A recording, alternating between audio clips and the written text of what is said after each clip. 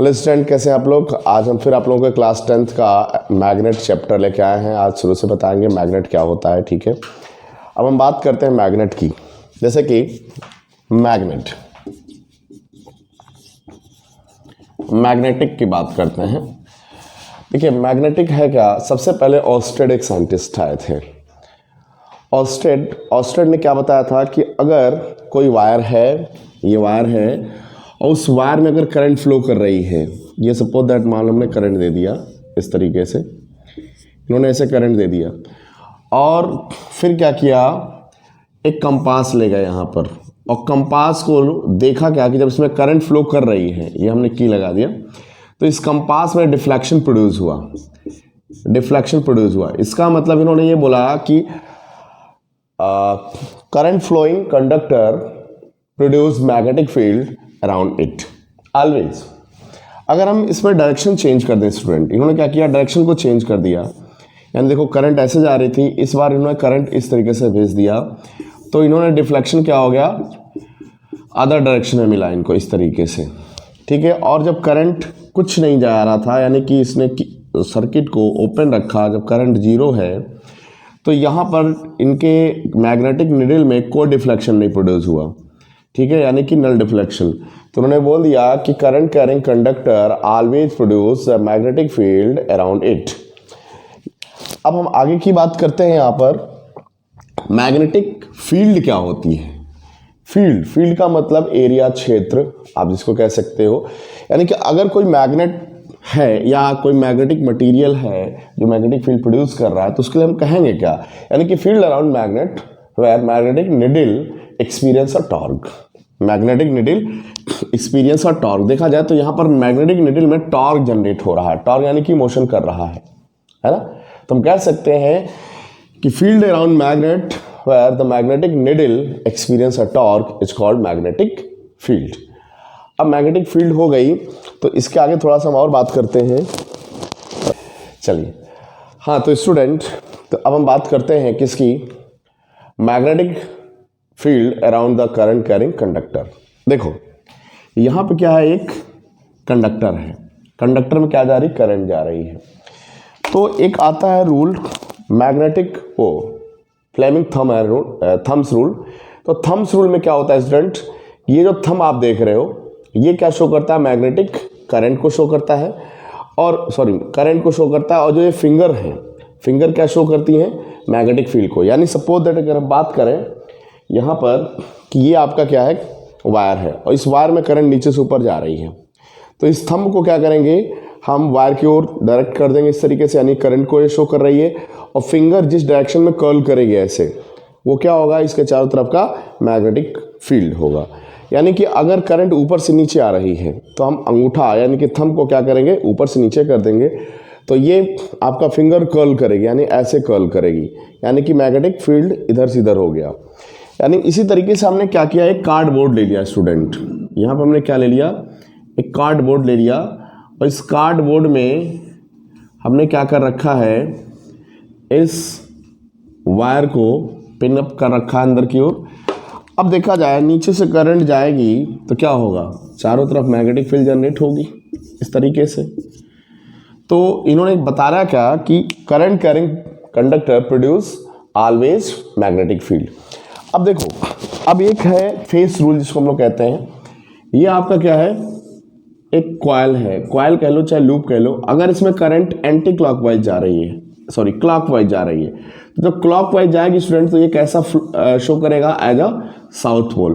और अगर इसी लूप में करंट हम क्या करते हैं, एंटी क्लॉकवाइज अगर हमारी जाएगी इस तरीके से, तो ये कैसा बिहेव करेगा, एज अ नॉर्थ पोल। देखो नॉर्थ हमने बना दिया, नॉर्थ का डायरेक्शन इधर जा रहा है, ये भी इधर जा रहा है, तो नॉर्थ पोल बिहेव करेगा। और इसमें देखो इस तरीके से सर्किल है, करंट आपका ऐसे जा रहा है, तो कैसा बिहेव करेगा, ये साउथ पोल जैसा बिहेव करेगा। अब हम बात करते हैं थोड़ी मैग्नेट की और बात। यहाँ पे देखा जाए कि ये एक मैग्नेट है। Magnet always have two pole, north pole and south पोल।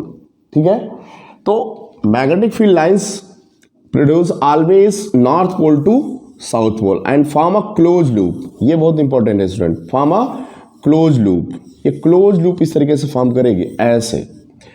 अब अगर देखा जाए तो यानी यहाँ से क्या हो रही है, मैग्नेटिक फील्ड लाइंस निकल रही है बाहर की ओर, क्या हो रही है, निकल रही है, और इसमें आकर के ये इंटर कर रहे हैं इस तरीके से, एक क्लोज लूप फॉर्म कर रही है। अब इस क्लोज लूप फॉर्म करने की वजह से ही हम नॉर्थ पोल और साउथ पोल को अलग अलग नहीं कर सकते। सपोज दैट मान लो हम अलग करके देखते हैं, अलग करने की कोशिश करते हैं। देखो जैसे ये मान लो हमने अलग कर दिया, यानी कि नॉर्थ पोल है, देखो हमने यहाँ रख लिया, और साउथ पोल को हमने थोड़ा ऐसे बना दिया। अब देखो आपको क्या मिलेगा, आपको क्या मिलेगा, नॉर्थ पोल से मैग्नेटिक फील्ड लाइन निकलेगी और साउथ ऐसे इंटर कर जाएगी, इसमें ऐसे निकलेगी, ऐसे इंटर कर जाएगी। और इसमें देखो ये क्या है, साउथ पोल में ऐसे इंटर कर रही थी और ये फिर यहाँ से बाहर निकलेगी, फिर एक क्लोज पाथ फॉर्म कर देगी इस तरीके से। यानी कि हर बार चाहे इसके जितने टुकड़े कर दिए जाएं, हर बार ये north south north south north south form ही करेगा, यानी कि इसको हम कभी अलग नहीं कर सकते। बार बार क्वेश्चन पूछता है क्यों नहीं अलग कर सकते, तो आप बता सकते हो magnetic line of field always form a close loop. Okay student, इसकी प्रॉपर्टी क्या है कि it emerge from north pole and into south pole, and it is parallel to each other just like this, and it form a closed loop। और एक और भी चीजें हैं कि magnetic field line do not intersect to each other just like this, ऐसे do not intersect to each other, because हम कर क्या सकते हैं यहाँ पर स्टूडेंट कि अगर हम इस तरीके से कट करती हैं तो इस पर दो टैंजेंट ऐसे ड्रॉ कर सकते हैं, दो टैंजेंट। और दो टैंजेंट ड्रॉ करने का मतलब एक ही पॉइंट पे दो डायरेक्शन होगी मैग्नेटिक फील्ड की, जो कि ऐसा इम्पॉसिबल है ना, ऐसा इम्पॉसिबल है। तुम क्या कहेंगे कि magnetic line of field do not intersect to each other because if they do it they are two tangent draw and there is the direction of magnetic field of two direction, so it is impossible. ये क्या हो जाएगा, यहाँ पर impossible हो जाएगा, ये ऐसा नहीं मिल सकता है, ठीक है ना। मैग्नेटिक फील्ड के बारे में बताया मैंने, कैसे लूप फॉर्म करती है। अब हम आते हैं आगे, अब आता है आपका इलेक्ट्रोमैग्नेट, और एक आता है परमानेंट मैग्नेट यानी कि सोलेनाइड, और एक इलेक्ट्रोमैग्नेट। अब हम बात करते हैं सोलेनाइड में क्या है स्टूडेंट, ये कॉइल होती है इस तरीके से, ठीक है, ये कॉइल है और इसमें हम करंट प्रोड्यूस कर देते हैं। तो कॉइल की खासियत क्या होती है, जब इसमें करंट जाएगी इस तरीके से तो यानी इसके चारों तरफ मैग्नेटिक फील्ड प्रोड्यूस हो जाएगा इस तरीके से, ठीक है। जब मैग्नेटिक फील्ड प्रोड्यूस हो जाएगा तो ये क्या आपका सोलेनाइड हुआ, यानी कि सोलेनाइड क्या है, solenoid is a temporary magnet which produce the magnetic field around it, है ना, due to current carrying conductor. अब हम बात करते हैं सोलेनाइड और इलेक्ट्रोमैग्नेट में डिफरेंस क्या होता है, बहुत ज्यादा पूछा जाता है। तो सोलेनाइड और इलेक्ट्रोमैग्नेट में डिफरेंस कुछ ज्यादा नहीं है, ये होता आपका सोलेनाइड जैसा ही है, लेकिन जब इसके अंदर एक मेटल यानी कि कोर को हम प्लेस कर देते हैं तो अब क्या होगा, जब करंट को प्रोड्यूस इसमें फॉर्म कराएंगे, फ्लो कराएंगे, तो मैग्नेटिक फील्ड लाइन ऐसे प्रोड्यूस होगी इसके चारों तरफ, और इस कोर से होकर ऐसे फॉर्म करेगी इस तरीके से स्टूडेंट, ऐसे जाएगी इस तरीके से निकलेगी, ठीक है ना, इस तरीके से। तो ये क्या हो गया हमारा इलेक्ट्रोमैग्नेट। इलेक्ट्रोमैग्नेट भी क्या है, टेम्परेरी मैग्नेट है। क्यों टेम्परेरी मैग्नेट है, क्योंकि जब करंट को हम क्या कर देंगे, ऑफ कर देंगे, बंद कर देंगे, तो मैग्नेटिक पावर खत्म हो गई, और मैग्नेटिक पावर खत्म यानी वो हमारे लिए क्या है, टेम्परेरी मैग्नेट हुआ। तो आपका सोलेनाइड क्या है, एक कॉइल है जिसको मैग्नेटिक फील्ड प्रोड्यूस करती है, और इलेक्ट्रोमैग्नेट भी क्या है, कॉइल है जिसमें एक रॉड यानी कि हम कह सकते हैं कोर को प्लेस कर देते हैं। तो उस कंडीशन में क्या होती है, ये मैग्नेटिक फील्ड तभी प्रोड्यूस करेगा।